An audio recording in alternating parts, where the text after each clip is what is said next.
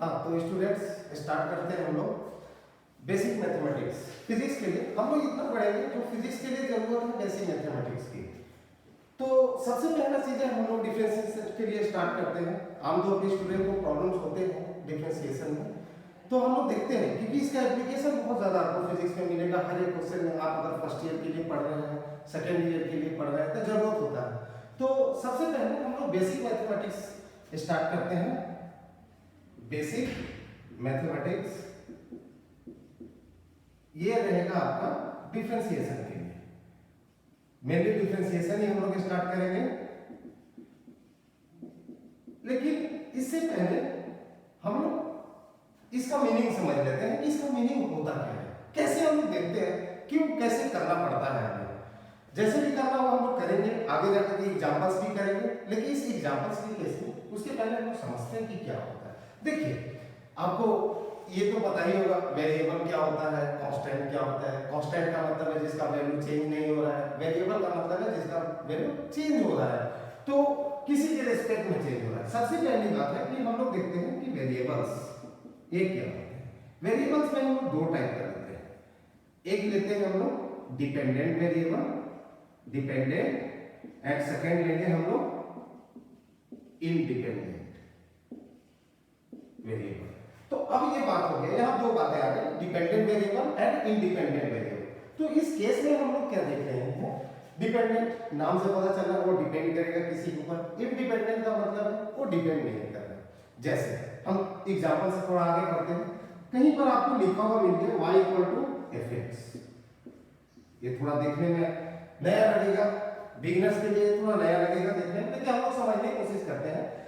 इसका कहने का मतलब होता है क्या, y is the function of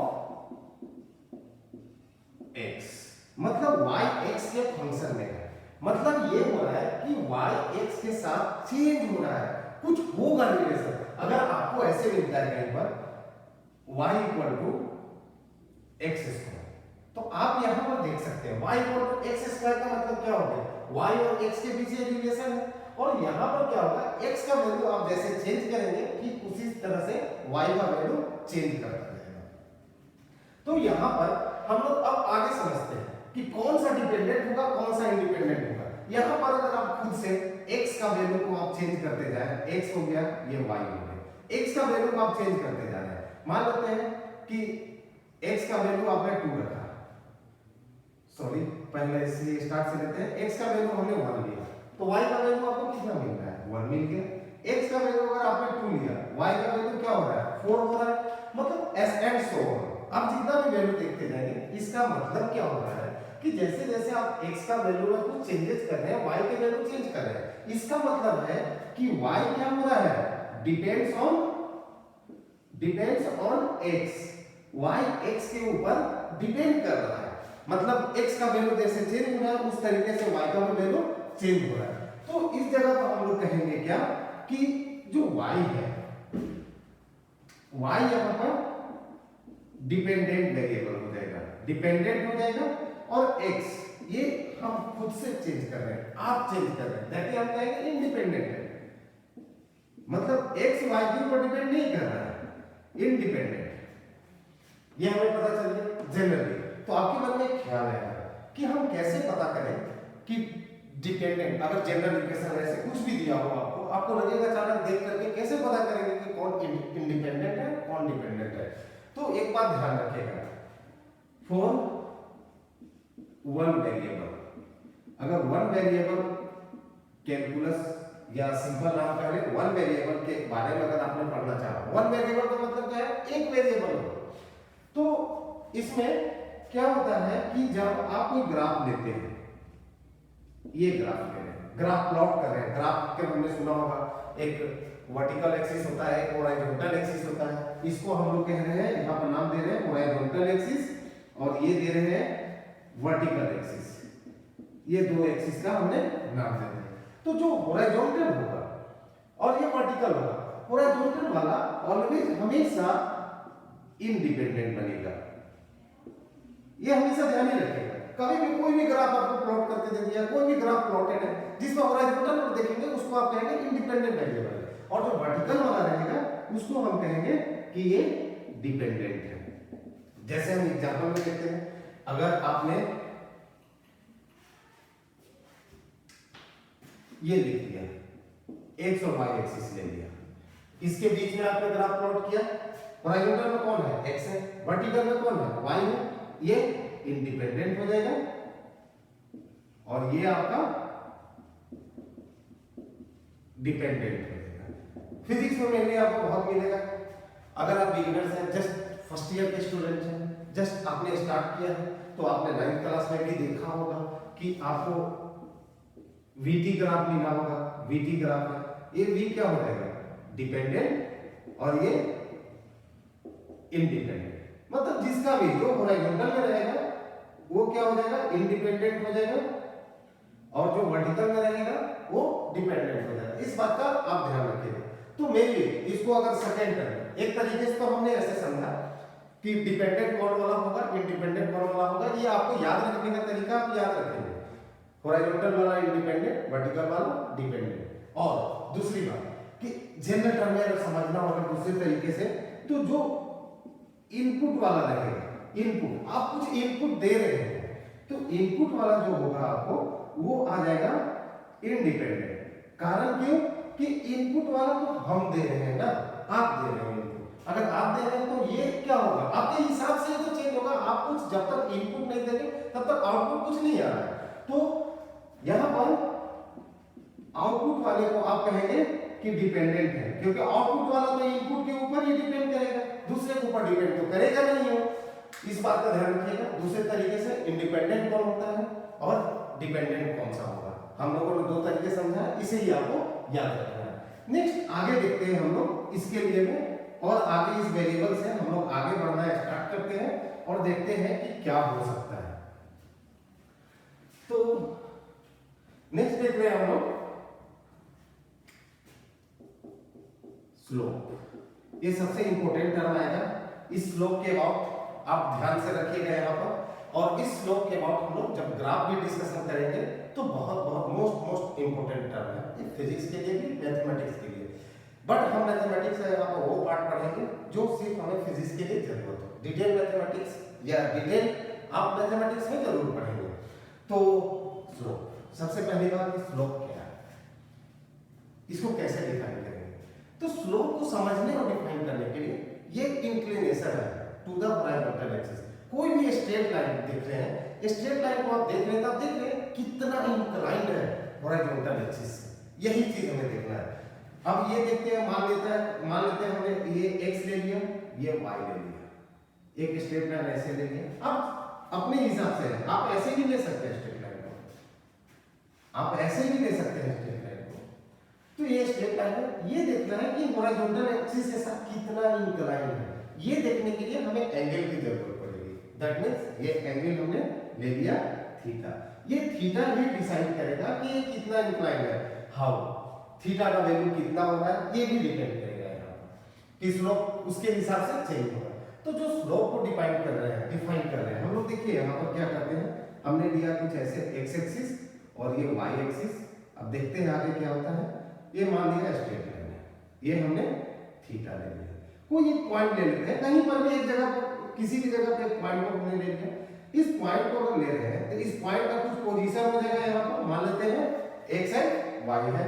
x मतलब हॉरिजॉन्टल एक्सिस का पोजीशन है, वाई का मतलब वर्टिकल एक्सिस का पोजीशन है।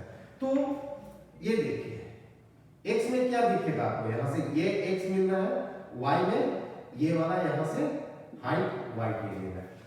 तो अब देखिए ये कितना इंक्लाइन है इस हॉरिजॉन्टल एक्सिस से। इस इंक्लाइन को, इंक्लिनेशन देखने के लिए हमेशा यूज कीजिए tan थीटा का वैल्यू, क्योंकि आपको रिलेशन चाहिए। इंक्लाइन का मतलब क्या है, y और x में कैसे जा रहा है, तो आपको y और x के बीच का रिलेशन देखना होगा। तो y और x के बीच का रिलेशन का जब आप देख रहे हैं तो आप tan थीटा से देख सकते हैं, क्योंकि tan थीटा क्या होता है, परपेंडिकुलर बाय बेस हो जाता है। तो परपेंडिकुलर बाय बेस है, दैट इज आप y बाय x आप कर रहे हैं, हमने tan थीटा कर लिया। और इसी tan थीटा को हम लोग कहते हैं ये स्लोप है। मतलब कभी भी ध्यान रखें कि कोई भी स्ट्रेट लाइन है, उसको अगर स्लोप उसका फाइंड करना है तो हम tan थीटा का वैल्यू फाइंड करेंगे। तो that is slope equal to tan theta. Mathematics में कहीं कहीं कई जगह पर आपको ये n लिखा हुआ मिलेगा, तो मैथमेटिक्स में अगर n कहीं लिखा हुआ मिल रहा है उसका मतलब ये हम समझेंगे कि स्लोप है। हमें ये बात समझ में है यहाँ पर कि tan थीटा का वैल्यू फाइंड करेंगे हमें स्लोप पता चल जाएगा। अब इसको और भी समझते हैं क्या हो सकता है।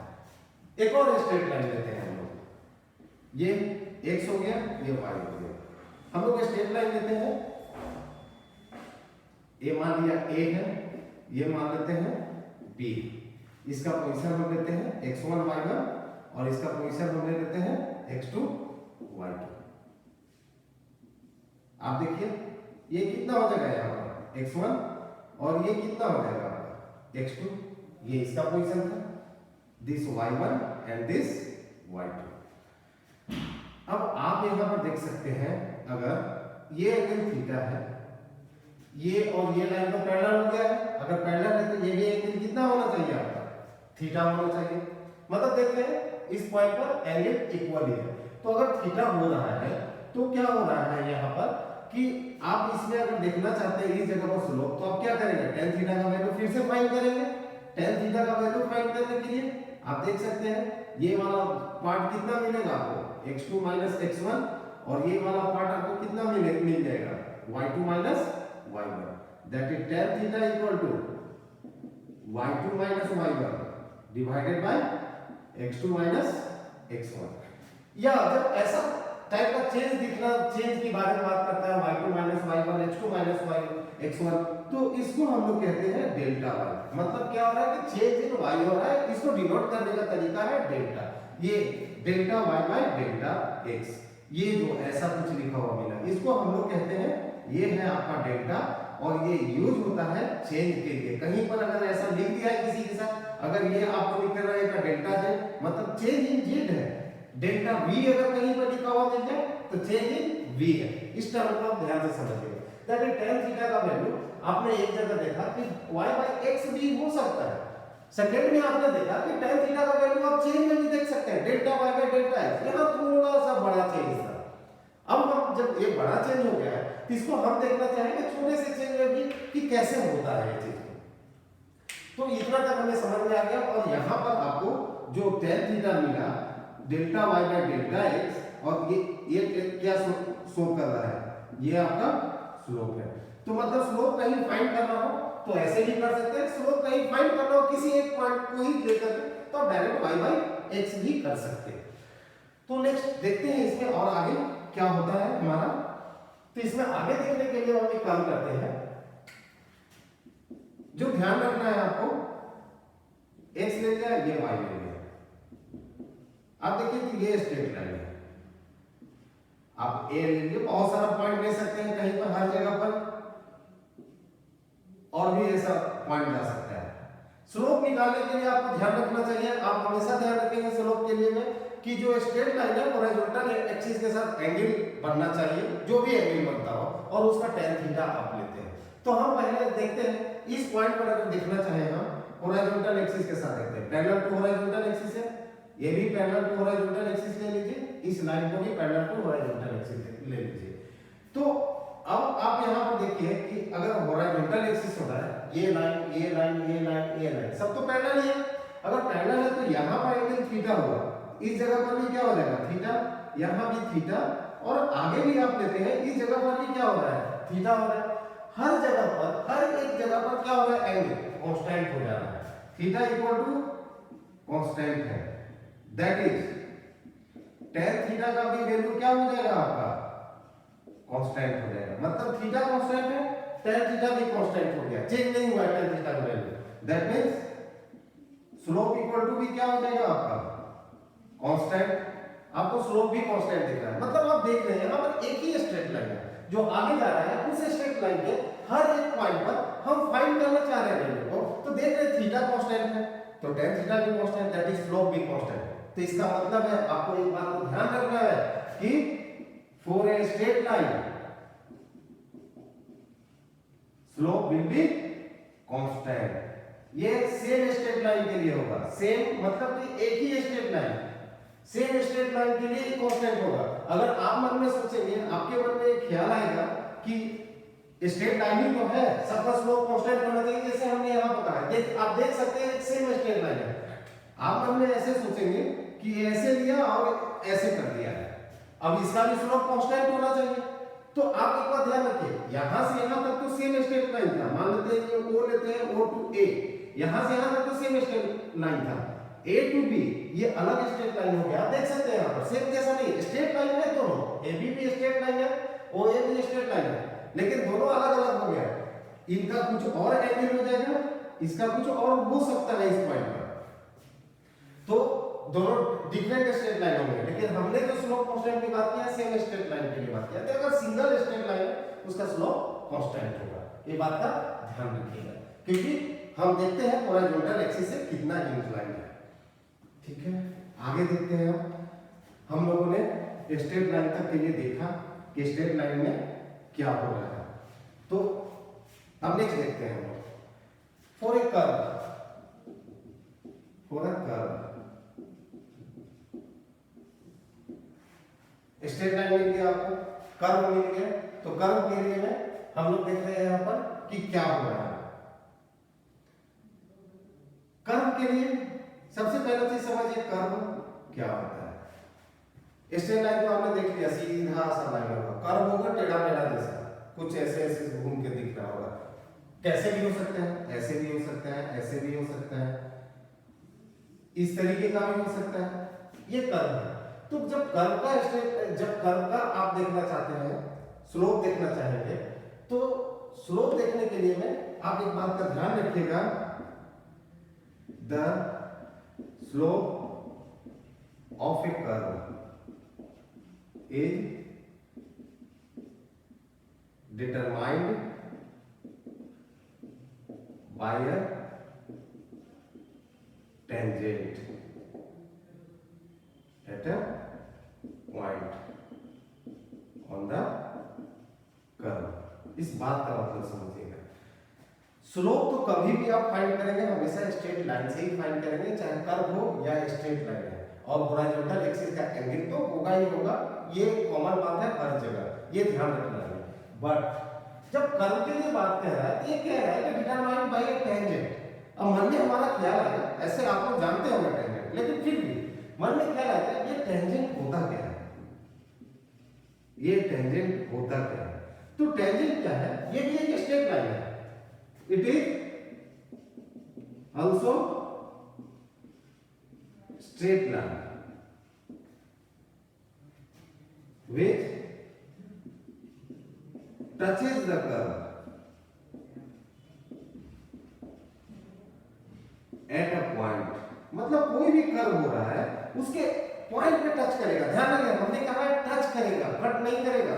दैट मींस डायग्राम से आप समझिए, डायग्राम से दैट मींस समझिए कि टच कर रहा है। टच करने का मतलब क्या होता है, जैसे कर्व ले लिया आपने, कि इस पॉइंट को हम लोग लेते हैं, तो क्या होगा, जो स्ट्रेट लाइन है ना इस जगह से टच करता हुआ जाएगा। अब ऐसा नहीं कि आपने सोचा ये पॉइंट ऐसा है ना, इसको हम लोगों ने ऐसे करके ड्रॉ कर दिया और हमने बोल दिया कि टच कर रहा है। तो आप देख सकते हैं दोनों में डिफरेंस क्या है। यहां पर क्या हो जाएगा, ये देखिए ये दो पॉइंट पे कट करना स्टार्ट कर दिया, इसे टेंजेंट आप नहीं कर सकते, टेंजेंट आपका ये वाला होगा, ये ध्यान रखिएगा टेंजेंट के लिए।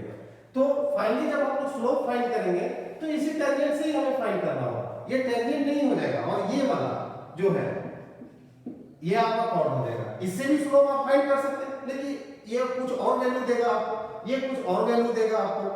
तो आगे देखते हैं हम लोग कि किस तरीके से यहां पर देख रहे थे स्लोप के लिए में। तो दैट मींस कुछ ऐसे था, y ये आपने कर्व ले लिया और आपसे कहा गया कि ये देखिए, तो आप यहां पर टेंजेंट ड्रॉ करेंगे, ये टेंजेंट आपने ड्रॉ कर लिया। आप ये देखिए, अगर इस पॉइंट पे देखना पड़े आपको, आप ये देख सकते हैं, मान लेते हैं इस जगह पे एंगल हॉरिजॉन्टल एक्सिस से क्या बना रहा है, अल्फा बना रहा है, और इस जगह पर हॉरिजॉन्टल एक्सिस के साथ एंगल क्या बना रहा है, आपका बीटा बना रहा है।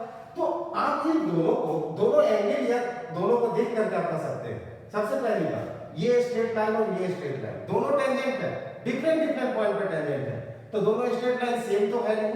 उसके बाद ये अल्फा और बीटा ये दोनों इक्वल नहीं है आपके, दैट इज इक्वल, ये alpha is not equal to beta. आप डायग्राम से भी देख के समझ सकते हैं दोनों एंगल इक्वल नहीं हो सकता है। अगर ये दोनों इक्वल एंगल नहीं है, दैट इज आप क्या बोल सकते हैं कि tan alpha is also not equal to tan beta. मतलब tan थीटा का वैल्यू इसका इक्वल नहीं हो रहा है। इसका मतलब आपने कर्व में जस्ट दो पॉइंट को देखा है, तब वहां पर हम कह सकते हैं कि tan थीटा का जो वैल्यू है वो कांस्टेंट नहीं है।